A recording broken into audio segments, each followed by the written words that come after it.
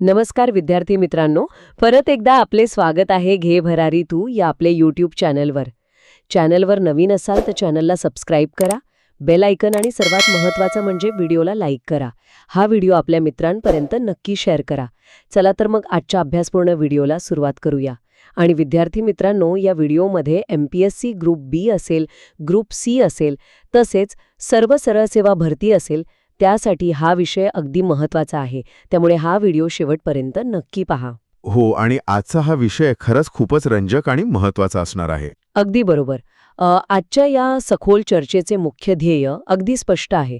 आपण आज महाराष्ट्राच्या 2011च्या जनगणनेची आकडेवारी पाहणार आहोत. पण विद्यार्थी मित्रांनो, एक गोष्ट लक्षात घ्या, हे फक्त परीक्षेसाठी पाठ करायचे काही कोरडे आकडे नाहीत. हो, म्हणजे ही खऱ्या अर्थानं दोन महाराष्ट्रांची गोष्ट आहे. एक महाराष्ट्र जो शहरांच्या गजबजाटात वेगाने धावतोय, प्रगतीची शिखरे गाठतोय. आणि दुसरा महाराष्ट्र जो आजही आपल्या गावाकडे आपल्या मुळांना घट्ट धरून शांतपणे उभा आहे आणि काही ठिकाणी विकासाच्या प्रतीक्षेत आहे. नक्कीच. आणि यातली सर्वात थक्क करणारी बाब म्हणजे या आकड्यांच्या मागे दडलेल्या मानवी कथा. स्थलांतर असेल, विकासाची भूक असेल आणि आपल्या समाजाची बदलती मानसिकता, या सगळ्यांचे अत्यंत स्पष्ट प्रतिबिंब या आकडेवारीत दिसते. खरे. आणि विद्यार्थी मित्रांनो, आज आपण ही आकडेवारी अजिबात पोपटपंची करून पाठांतर करणार नाही आहोत. आपण काही अत्यंत भन्नाट आणि मजेशीर ट्रिक्सच्या माध्यमातून हे सगळं कायमचं कसं लक्षात ठेवायचं हे शिकणार आहोत. कारण ज्ञान तेव्हाच उपयुक्त ठरतं जेव्हा ते समजून घेतलं जातं. चला तर मग या रंजक प्रवासाला सुरुवात करूया.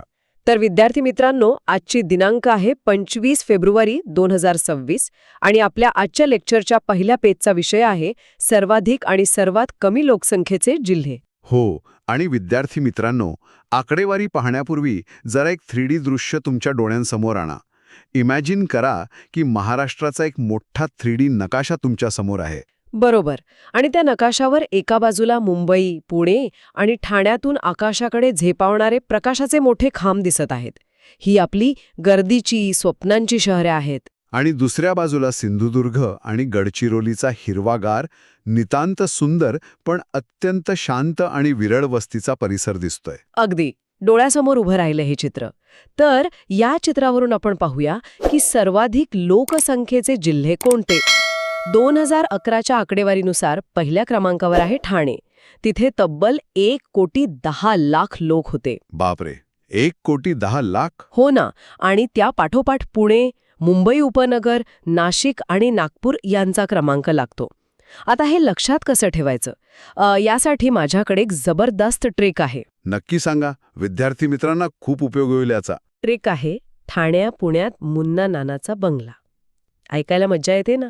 ठाण्या म्हणजे ठाणे, पुण्यात म्हणजे पुणे, मुन्नामधला म्हणजे मुंबई उपनगर, ना म्हणजे नाशिक आणि नानाचा मधला ना म्हणजे नागपूर. क्या बात आहे, खूपच भन्नाट ट्रिक आहे.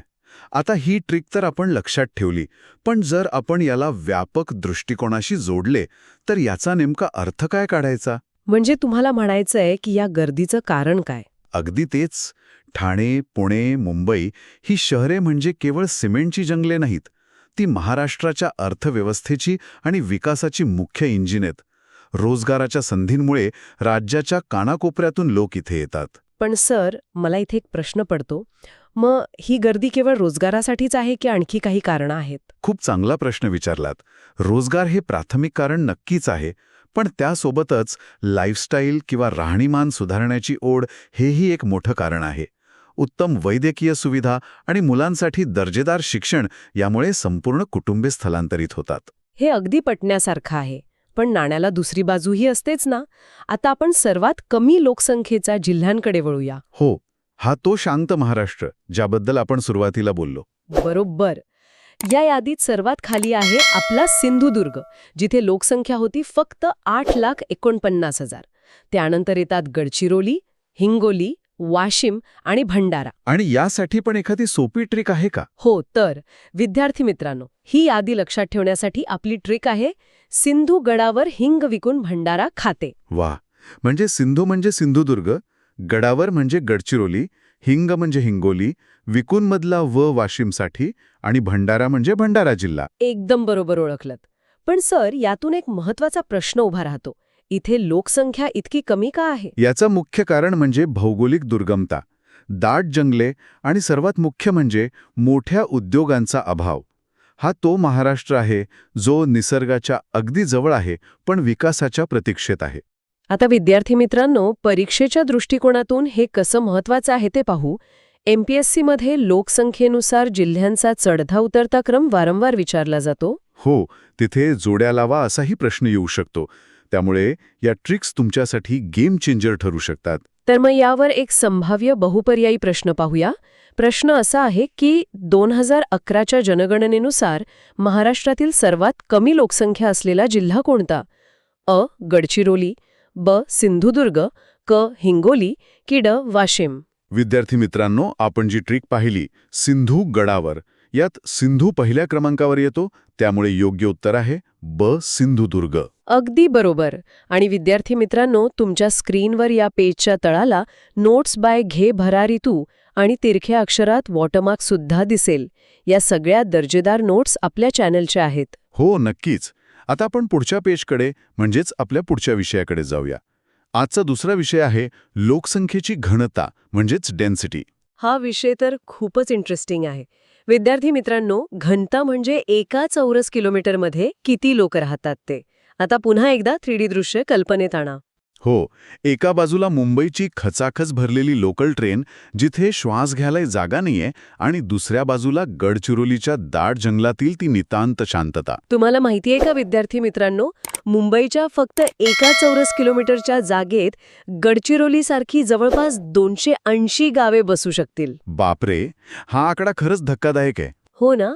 सर्वाधिक घनता असलेल्या जिल्ह्यांमध्ये आघाडीवर आहे मुंबई उपनगर. तिथे एका चौरस किलोमीटरमध्ये तब्बल 20,980 लोक राहतात. त्यानंतर मुंबई शहर, ठाणे, पुणे आणि कोल्हापूर. आणि याची ट्रिक काय आहे? ट्रिक एकदम सोपी आहे. 2 मुंबईत ठाण्याने पुण्याचा कोळसा केला. 2 मुंबईत म्हणजे मुंबई उपनगर आणि मुंबई शहर. ठाण्याने म्हणजे ठाणे, पुण्याचा म्हणजे पुणे आणि कोळसावरून कोल्हापूर. विद्यार्थी मित्रांनो, हे आकडे ऐकायला जेवढे मोठे वाटतात त्यापेक्षा जास्त ते जमिनीवर गंभीर आहेत. एका चौरस किलोमीटरमध्ये जवळपास 21,000 लोक. म्हणजे माणसाला राहायला घर मिळवणे हाच किती मोठा संघर्ष असेल इथे. अगदी बरोबर. घनतेचा हा प्रचंड ताण अनियोजित शहरीकरणाचा थेट परिणाम आहे. एवढे लोक एका छोट्या जागेत राहतात तेव्हा घर, पिण्याचे पाणी, सांडपाणी व्यवस्था आणि वाहतूक यावर प्रचंड ताण येतो. रोजची लोकलची गर्दी आणि ट्रॅफिक जॅम हे याच घनतेचे दृश्य परिणाम आहेत. आणि याच्या अगदी उलट चित्र कुठे पाहायला मिळतं? तर सर्वात कमी घनता असलेल्या गडचिरोलीत. तिथे घनता किती आहे? फक्त 74 लोक प्रति चौरस किलोमीटर. कुठे 20,980 आणि कुठे फक्त 74. म्हणजे गडचिरोलीत तासनतास प्रवास केला तरी एखादा माणूस दिसेल की नाही याची शाश्वती नसते. खरे. गडचिरोलीनंतर सिंधुदुर्ग, चंद्रपूर, रत्नागिरी आणि यवतमाळ यांचा क्रमांक लागतो. विद्यार्थी मित्रांनो, ही विरळ वस्ती लक्षात ठेवण्यासाठी ही काव्यात्मक ट्रिक नक्की लक्षात ठेवा. कोणती ट्रिक? गडावरची सिंधू-चंद्राची रात पाहायला यवतमाळला गेली. गडावरची म्हणजे गडचिरोली, सिंधू म्हणजे सिंधुदुर्ग, चंद्राची म्हणजे चंद्रपूर, रात म्हणजे रत्नागिरी आणि यवतमाळ. वा. आणि गडचिरोलीत घनता कमी असण्याचं मुख्य कारण म्हणजे दाट जंगल आणि नक्षलग्रस्त भाग. त्यामुळे तिथे मानवी वसाहतींसाठी अनुकूल परिस्थिती मर्यादित आहे. सर, परीक्षेच्या दृष्टीने यात काही फसवे प्रश्न येऊ शकतात का? नक्कीच. घनतेचे हे टोकाचे आकडे सरळ सेवा आणि पूर्व परीक्षेसाठी अत्यंत महत्त्वाचे आहेत. आयोग मुद्दाम गोंधळात टाकण्यासाठी मुंबई शहर आणि उपनगर असे दोन्ही पर्याय देईल. चला तर मग तोच संभाव्य प्रश्न विचारूया. महाराष्ट्रात सर्वाधिक लोकसंख्येची घनता कोणत्या जिल्ह्यात आहे? अ. मुंबई शहर, ब. पुणे, क. ठाणे की ड. मुंबई उपनगर? इथेच कन्फ्युजन होऊ शकतं. मुंबई शहर नाही, तर योग्य उत्तर आहे ड. मुंबई उपनगर. एका चौरस किलोमीटरमध्ये तब्बल 20,980 लोक राहतात. बरोबर. आणि पुन्हा एकदा लक्षात ठेवा, या सर्व महत्वाच्या नोट्स बाय घे भरारी तू आणि पेजवर वॉटरमार्क सुद्धा घे भरारी तूचाच आहे. आता आपण आपल्या पुढच्या पेजवर आणि तिसऱ्या विषयावर जाऊया, जो आहे लिंग गुणोत्तर आणि स्थलांतराचा खेळ. हा विषय केवळ भूगोलाचा नाही, तर अर्थशास्त्र आणि समाजशास्त्राचाही भाग आहे. विद्यार्थी मित्रांनो, जरा ही 3D ॲनिमेटेड दृश्य डोळ्यासमोर आणा. कोकणातल्या एका गावात एक महिला एकटीने शेतीची सर्व कामे समर्थपणे सांभाळत आहे. आणि दुसरीकडे तिचे पती आणि गावातील इतर पुरुष लाल डब्याच्या एसटी बसने नोकरीच्या शोधात मुंबईकडे निघाले आहेत. अगदी हुबेहूब. यालाच आपण स्थलांतराचा खेळ म्हणतो, ज्याचा थेट परिणाम लिंग गुणोत्तरावर होतो. सर्वाधिक लिंग गुणोत्तर म्हणजे 1000 पुरुषांमागे स्त्रियांची संख्या कुठे जास्त आहे, तर ती आहे रत्नागिरीत. किती आहे तेथे लिंग गुणोत्तर? 1122. त्यानंतर सिंधुदुर्ग, जिथे 1036 आहे, आणि मग गोंदिया, सातारा आणि भंडारा. याची सोपी ट्रिक आहे, रसी गोंदियात 7 वेळा फिरली. र म्हणजे रत्नागिरी, सी म्हणजे सिंधुदुर्ग, गोंदियाच म्हणजे गोंदिया, 7 म्हणजे सातारा आणि वेळावरून भंडारा. पण सर, 1000 पुरुषांमागे 1122 स्त्रिया. इथे स्त्रियांचं प्रमाण जास्त आहे हे ऐकायला खूप छान आणि प्रगत वाटतं. पण यामागचं सत्य काहीतरी वेगळंच आणि थोडं विदारक आहे ना? तुम्ही अगदी अचूक मर्म पकडलत. हे काही नैसर्गिकरित्या घडलेलं नाहीये. यामागे पुरुषांचा मोठ्या प्रमाणावर होणारं स्थलांतर हे आर्थिक कारण आहे. म्हणजे पोटापाण्यासाठी पुरुष शहरांकडे जातात. हो, आणि जीवनखर्च जास्त असल्याने ते पूर्ण कुटुंबाला सोबत नेऊ शकत नाहीत. त्यामुळे शेतीची, घरातील वृद्धांची पूर्ण जबाबदारी गावातल्या स्त्रियांवर पडते. याला शेतीचं स्त्रीकरण म्हणतात. म्हणजे ती फक्त गृहिणी राहत नाही, तर ती एक शेतकरी आणि कुटुंबाची प्रमुख आधारस्तंभ बनते. अगदी. हे आकडे कोकणातील स्त्रियांच्या अफाट सामर्थ्याचे प्रतीक आहेत. आणि मग शहरात याच्या अगदी उलट परिस्थिती पाहायला मिळते.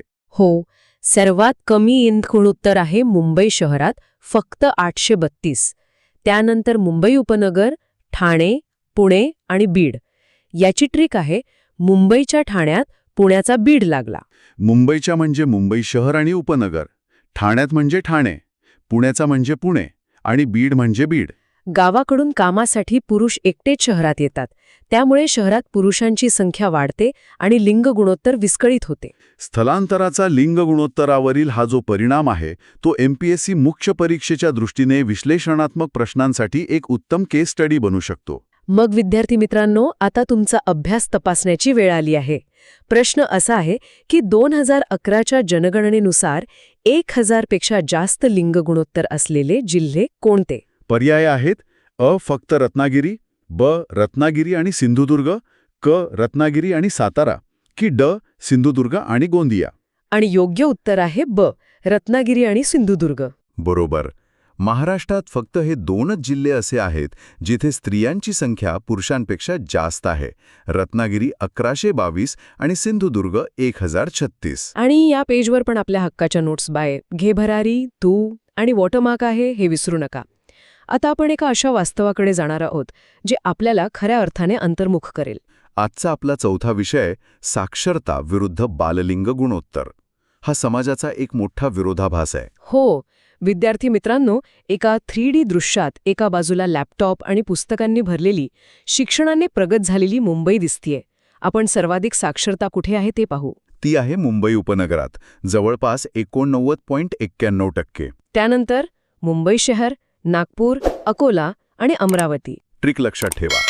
सुबक मुंबईत नाग अकोलाला अमर झाला. सुबक म्हणजे मुंबई उपनगर, मुंबईत म्हणजे मुंबई शहर, नाग म्हणजे नागपूर, अकोल्याला म्हणजे अकोला आणि अमर म्हणजे अमरावती. साक्षरता वाढतीये ही नक्कीच कौतुकाची बाब आहे. पण सर, इथेच खरा गंभीर भाग सुरू होतो.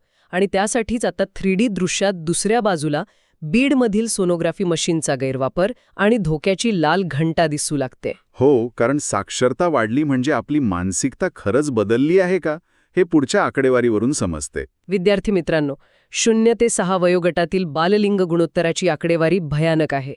सर्वात कमी बाललिंग गुणोत्तर आहे बीड जिल्ह्यात. 1000 मुलांमागे फक्त 807 मुली. फक्त 807? हे अत्यंत चिंताजनक आहे. हो. त्यानंतर जळगाव, अहमदनगर, बुलढाणा आणि कोल्हापूर. ही गंभीर परिस्थिती लक्षात ठेवण्यासाठी ट्रिक आहे, बीड जळून अहमने बुलेट कोल्हापुरात नेली. बीड म्हणजे बीड, जळून म्हणजे जळगाव, अहमने म्हणजे अहमदनगर, बुलेट म्हणजे बुलढाणा आणि कोल्हापुरात म्हणजे कोल्हापूर. सर, मला एक गोष्ट समजत नाहीये. बीड, जळगाव, कोल्हापूर हे जिल्हे तर सधन आहेत ना?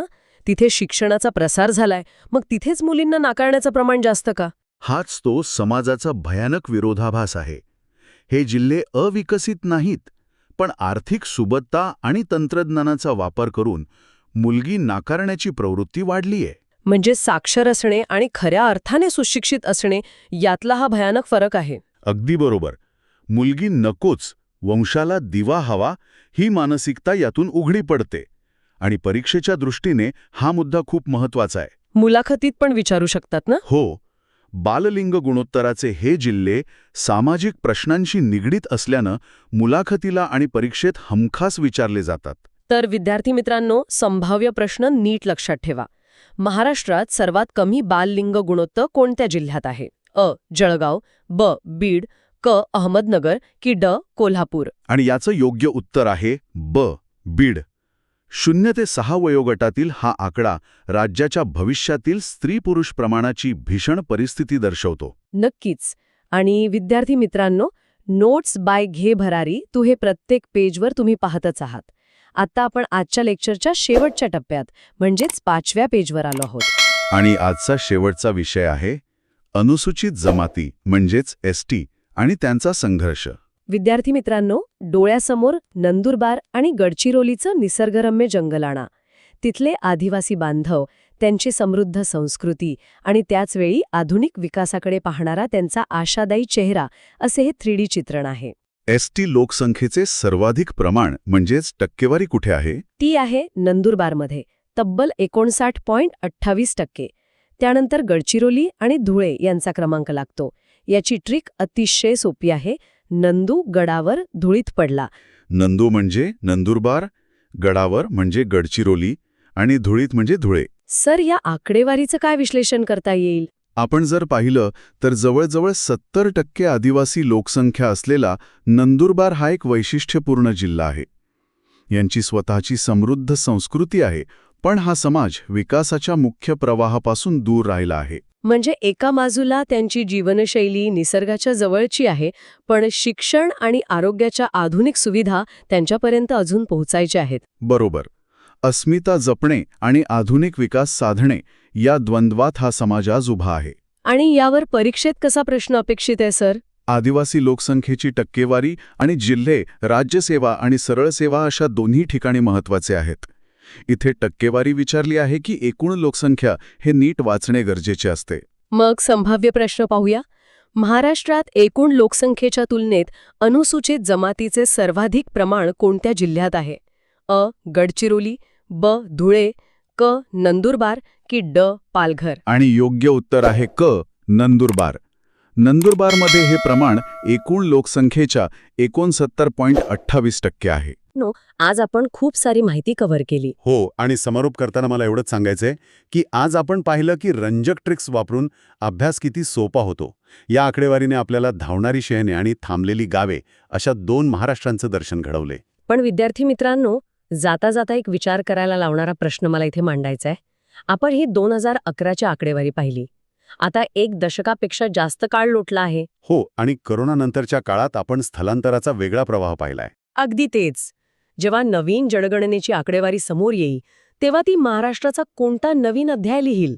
तंत्रज्ञान, कोरोनानंतरचे स्थलांतर यांमुळे हा 2 महाराष्ट्रांचा दरी कमी झाली असेल की वाढली असेल याचा विचार नक्की करा.